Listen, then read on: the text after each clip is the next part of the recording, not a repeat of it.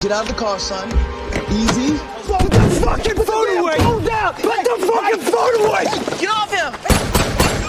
My son was only holding his phone to protect himself, but to my shock, the police shot him the next second. With the help of the black community, this incident quickly made the news. After jury deliberation, the two officers were ruled to have acted within their duties. They were found to have no misconduct. Instead, my son was accused of resisting arrest. The verdict was impossible for everyone to accept. Looking at my son's photo, I decided to fight for his rights my own way. I gathered a few people and stormed the police station. Under our attack, the station was quickly under our control. In the end, we took all the officers and civilians to the building hostage. We also freed the prisoners being held there. Some were white and some were black. We decided to give the officer who shot my son a so-called fair trial. The whole thing would be live-streamed. I was going to use the media so everyone could see the truth. We reconstructed the scene from that day on site. Because I had been speeding, I was stopped and questioned by the police. I cooperated and put my hands on the wheel. Then I produced my driver's license as requested. With the officer's permission, I took my son's documents and a study abroad acceptance letter from the passenger seat. I'd been rushing to get him to the airport, so I'd accidentally sped. When I stepped out for further checks, my son in the passenger seat suddenly made a different move. The officer immediately raised his gun. I tried to stop it, but it was too late.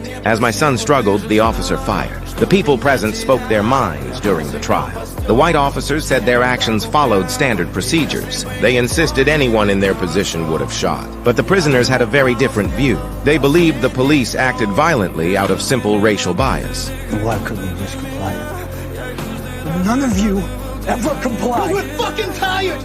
We're tired of being stalked and intimidated and getting our asses kicked whenever you feel like that attitude is why that shit happens. If y'all just took a second to think, then maybe you'd avoid all that shit. If all of you took a second to think, then maybe you wouldn't kill so many of us. I didn't mean to kill your son. What you did. I did what I was trying to do. There was a threat and I was scared. I wanted to go home. We wanted to go home too.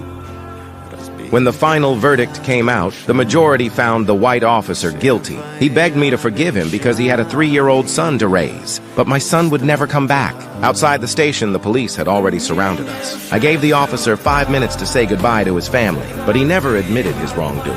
The next second, I pulled out a gun and aimed it at the officer.